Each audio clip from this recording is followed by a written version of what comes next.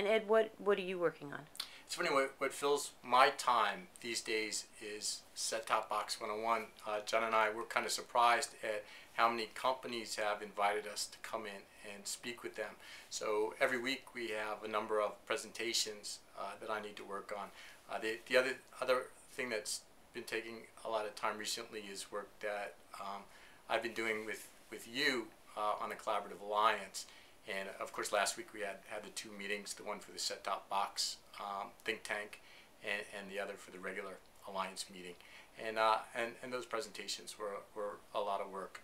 And in addition to that, as a result of these meetings, we have to write proposals. And so I'm just gearing up for more things to come. There's a lot of work being done. Mitch Oscar's Collaborative Alliance and Set-Top Box Initiative, as well as Canoe and CRE and SIM. The set-top box arena seems to be getting larger. How do you differentiate yourselves in terms of what you do concerning set-top box data? Well, we're not a research company, and we're not a data provider. But we're a consultancy that has a great deal of expertise working in the set-top box space. And there's a lot of companies out there that have research staffs which are appropriate to run their core business. However, they need help to analyze set-top box data and to evaluate it, to crunch it for ad sales purposes, to help them make sense of it, etc. I would say another way of putting this is that we're storytellers. What we do is we take the data and we make sense of it, and we create stories for sales, for programming, and for marketing people to understand their audiences. So can you share any top-line results that you found from the data? We can share some things. One thing that's great with set-top box data are new ad retention metrics. And I think it's very exciting. We've never been able to have those before. And with second-by-second granularity, you can look at numbers, the number of viewers who were there at the beginning of a commercial and then still there at the end of a commercial. And when you break it down by different variables, you find out that ad retention is better for higher-rated programs than lower-rated programs. It's better for certain genres. Like I thought it was very interesting that for mysteries, ad retention was very high, but for action programming it was very low. And if you think about it, that makes a lot of sense. So that's been very exciting to us.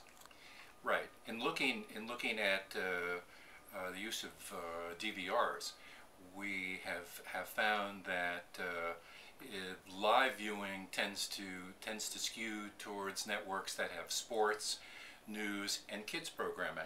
Those three genres are generally viewed heavily live and are the least likely to be recorded and played back. What would be the most played back? Movies. Movies would be the most played back. So, particularly Ed, because you've worked for Nielsen, are you seeing things in set-top box data that surprise you or are unique?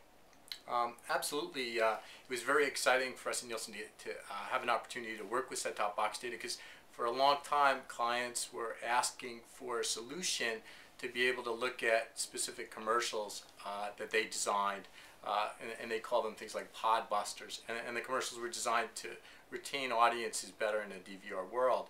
But because the data was minute by minute, they weren't able to do that. So when Nielsen was able to acquire the Charter set-top box data, we were able to go sub-minute and look at commercials second by second and start to analyze it that way. And so that was really huge. In addition to that, all of a sudden we had ratings for non-reported networks that we never had before, as well as the ad retention metrics that I've already talked about. We were also looking at precise average second ratings, and you can look at how brands did based on C3, and then you can see their actual precise average second ratings, and you start to see brands that under-delivered based on what they paid, and other brands within the same program that over-delivered. So it's very, very exciting. Are there any hard and fast rules about why a particular advertiser would do well whereas others might not? I'm thinking pod position or commercial length, or is it creative? It's very, very difficult to buck pod position. But the really funny thing is, prior to set-top box data, and I still think a lot of companies aren't looking at this, everyone thought pod position number one was best, and also the last pod position, because the audiences were the highest. But pod position one always, pretty much always, has the worst ad retention. So is it really valuable to have a big audience if they're only watching part of the commercial? That's very interesting. Is there a rule of thumb as to what the best pod position is? Generally, if you're in the middle of the pod, you'll have the best ad retention, but the lowest audience. And so, advertisers and clients are going to have to gauge, what's more important, a large audience or that the people stay for the entire ad. I guess once you've committed to the pod, you've committed to the pod. So if it's in the middle, you're there. It's funny though, because I'm not sure that a lot of networks actually have the ability to closely manage all the pod positions. Like I think they can manage, the first and last maybe, but I'm not sure they can manage all of them. I'm not sure, and I think it probably varies by traffic system.